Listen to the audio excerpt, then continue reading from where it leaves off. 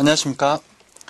이 시간부터는 전기설비기술기준, 우리가 통상 법규라고 얘기하는 과목이죠. 그 과목에 대해서 강의를 하도록 하겠습니다. 법규는 여러분들이 참 잘 하셔야 될 과목 중에 하나예요. 예전에는 이쪽 보시면은 원래 지금 우리가 하는 것이 법규에 관한 내용은 내성규정이라는 책이 있습니다. 내성규정. 내성규정이라고 하는 책이 있는데, 이건 이제 법규정책이죠. 규정집이에요, 규정집. 그러다 보니까 상당히 말이 어렵고 딱딱합니다. 그래서 이거를 좀 쉽게 풀어놓은 것이 지금 우리가 보고 있는 전기 설비 기술 기준. 이런 책입니다.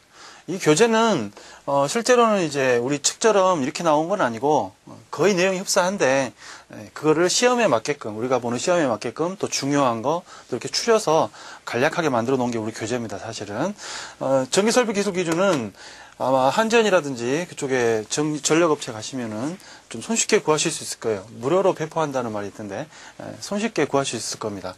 내성규정은 이제 도서관 가시면 이제 판매되는 책인데, 서점 같은 데 가시면은 구매를 하셔야 돼요. 상당히 좀 비싸죠. 이거는 비싸기도 비싸고 말이 어려워서 좀 힘듭니다. 그런데 아마 실제로 우리가 전기 교재라고 하면 요 내성 규정이 사실 우리 전기인의 교재죠.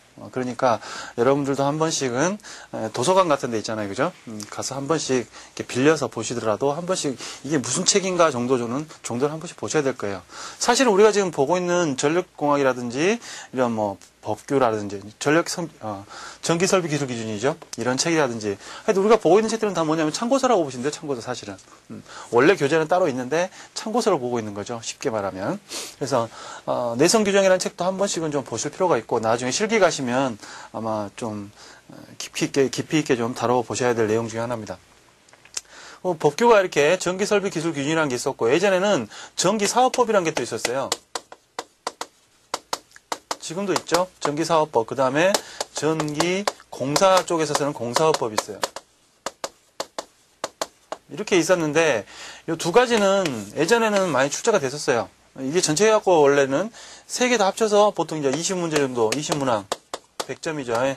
20문항이 출제가 됐었는데, 요즘에는 근래 들어서는 이 두 가지는 시험에 나오질 않죠. 왜냐면 너무 이제 변화가 그때그때 심하니까. 그죠? 전기사업법이나 전기공사업법 이런 거는 그때그때 상황에 맞게끔 자꾸 법이 바뀌거든요. 그러니까 매년 법이 바뀌고 하다 보니까 힘들니까 이것들은 빼버리고 어느 정도 좀 명문화되어 있는 전기설비 기술 기준, 이것만 가지고 요즘에는 20문항을 출제합니다. 그래서 한 곳만 보시면 되는데, 전기설비 기술 기준, 우리가 법규라고 하는데, 이 법규에서는 여러분들이 최대한 점수가 많이 나오셔야 돼요. 최대한 많이 나오셔야 돼요. 전에도 제가 말씀드렸지만 전력하고 법규 두 개를 평균 내가지고 평균 15점 이하가 되면은 상당히 좀 힘들어집니다. 뭐가 힘들어지냐? 합격이 힘들어지죠. 합격이. 다른 과목, 회로라든지 자기학이라든지, 그죠? 그런 어려운 과목들이 좀 있는데, 거기에서 어느 정도 좀 해주시고, 여기 전력이라든지 법규 이런 과목에서, 이게 왜냐면 이 두 과목이 그래도 우리가 다른 과목에 비해서는 점수가 좀 잘 나와주는 과목이니까, 무슨 말인지 아시겠죠? 그래서 잘 나와줘야 되고, 또 잘 나오는 과목입니다. 실제로 좀만 하시면. 그래서 이 두 과목에 대해서 평균 15점 이상이 나와야 돼요. 그 중에서도 법규는, 제가 권장사항은 법규는 17개, 20개 중에, 그죠? 20개에서 17개, 잘하시면 18개까지, 20문항 중에. 이 정도를 제가 추천합니다. 무슨 말인지 아시겠죠? 좀 더 신경을 쓰셔야 돼요.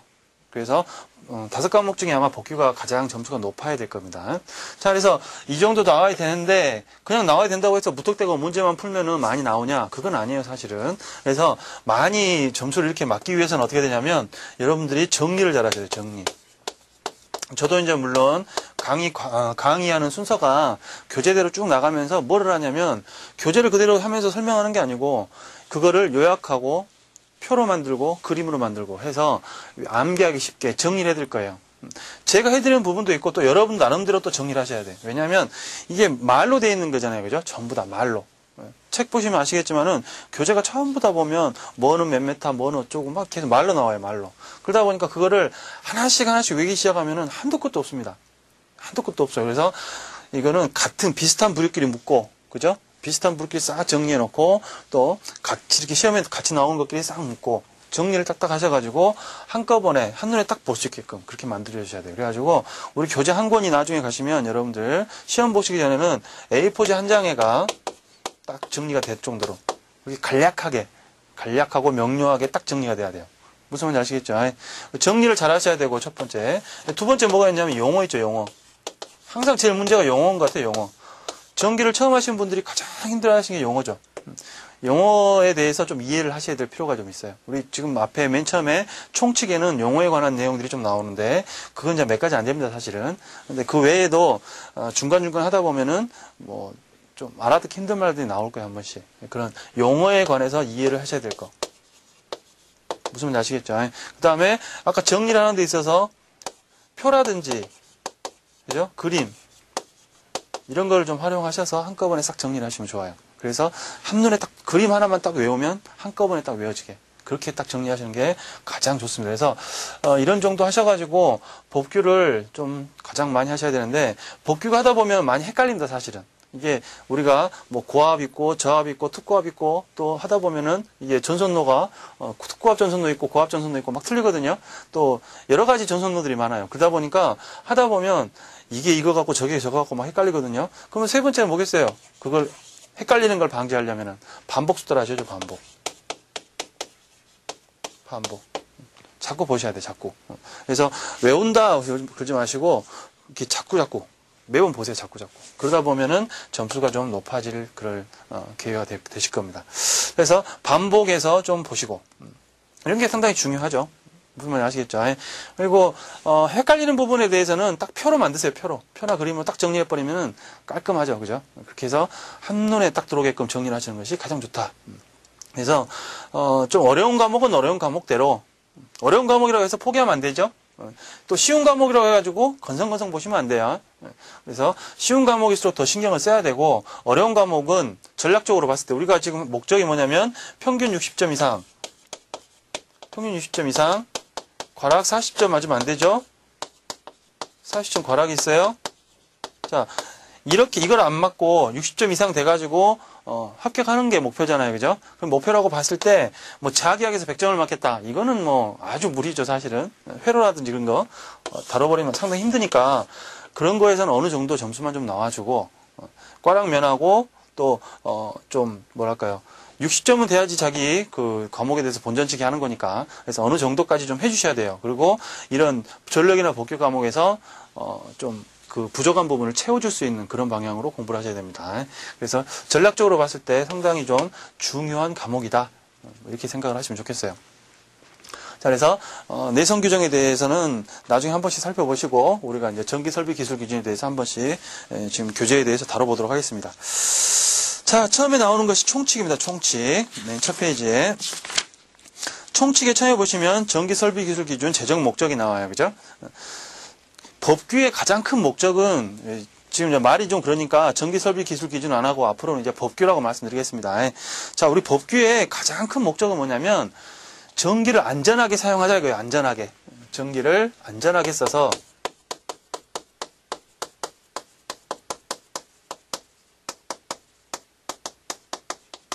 전기를 안전하게 사용해서 어떻게 하자? 인체에, 사람이죠. 사람 몸에 위험이 생기지 않도록.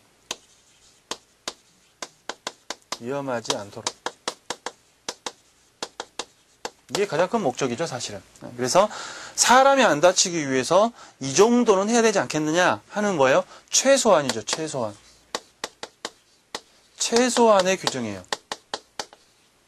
그래서 이 정도, 최소한 이 정도는 해야, 설비하는 과정, 또 기계를 만드는 과정, 또 전선로를 만드는 과정, 여러 가지 과정 중에서 이 정도는 해야 사람이 다치질 않는다, 사람한테 위험하지 않다 하는 것을 최소한의 규정을 정해놓은 것이 뭐예요? 법규죠. 우리 사회에 있는 법도 마찬가지입니다. 그죠? 사회에 있는 것도 도덕적인 법규도 있고 여러 가지 법규들이 있지만 우리가 지금 뭐 교통법, 도로교통법이라든지 여러 가지 있잖아요. 그죠? 그런 법규 같은 것도 보면 사람이 살면서 지켜야 될 최소한의 도리를 이렇게 성문화시킨 거예요. 그죠? 마찬가지입니다. 법규도. 우리 전기설비 기술 기준도 전기 시설을 함에 있어서 최소한 이 정도는 하자 하는 내용이 담겨져 있습니다. 그래서 이게 다가 아니에요, 사실은. 우리 지금 예를 들어서 접지선 같은 경우에 60K를 쓰자. 60K 이상 써야 된다 그랬는데 법규상에 60K 돼 있어요. 근데 실제 가보면 60K 안 쓰죠. 더 두껍게 쓰죠. 16 막 이렇게 쓰죠. 그죠? 왜냐? 이거는 최소한이거든요. 최소한. 그러니까 현장 가보면은 이거하고 약간 좀 틀린 것도 좀 있어요. 뭔지 아시겠죠? 틀리다고 해서 뭐 전혀 틀린 건 아니죠. 6mm 이상, 60K 이상이니까. 그래서 좀 안전하게 사용해보자 하는 내용이 담겨져 있습니다.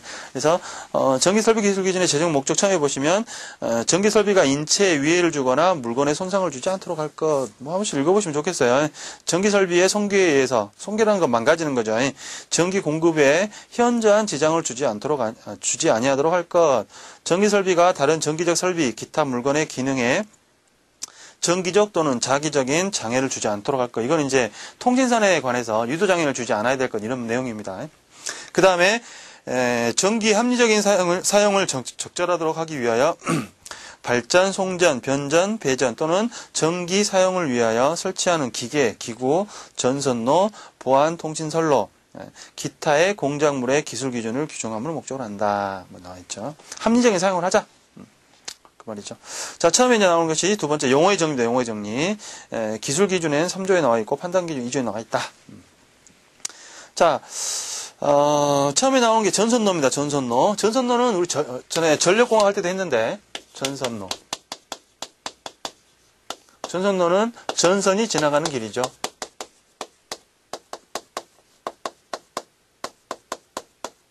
전선이 지나가는 길이다. 그죠? 한마디로 말하면 그러죠. 그래서 발전소, 변전소, 개폐소 이에 준하는 곳, 전기 사용 장소 상호 간의 전선 및 이를 지지하거나 수용하는 시설물을 말한다. 한마디로 뭐 전선이 지나가는 길이다. 우리 전선로에는 보통 가공 전선로 있죠.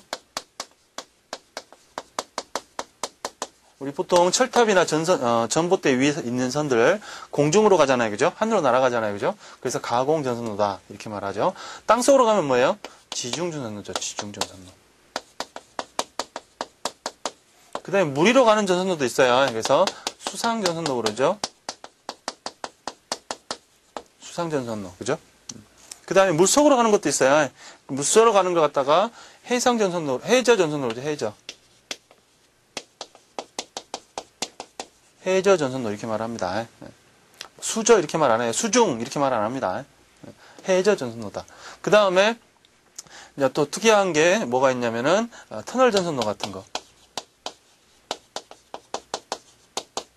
뭐 이외에도 몇 가지가 더 있겠지만 대표적으로 이 정도로 볼 수 있죠. 그래서 이런 내용들에 대해서 다뤄볼 겁니다. 지중 전선로 나중에 또 나올 것이고 여러 가지 다 나와요. 한 번씩 그때 좀 정리를 해주시면 좋겠어요. 그래서 전선로에 대해서는 그렇게 되고 그 다음에 2번, 3번 같이 보셔야 되는데 가공인입선하고 연접인입선한 게 있어요. 가공인입선, 연접인입선. 인입선이란 게 뭐예요? 인입선. 인입선. 어디로 들어간다는 소리죠. 인입한다. 어느 안으로 여기 안쪽이라는 얘기고 그죠?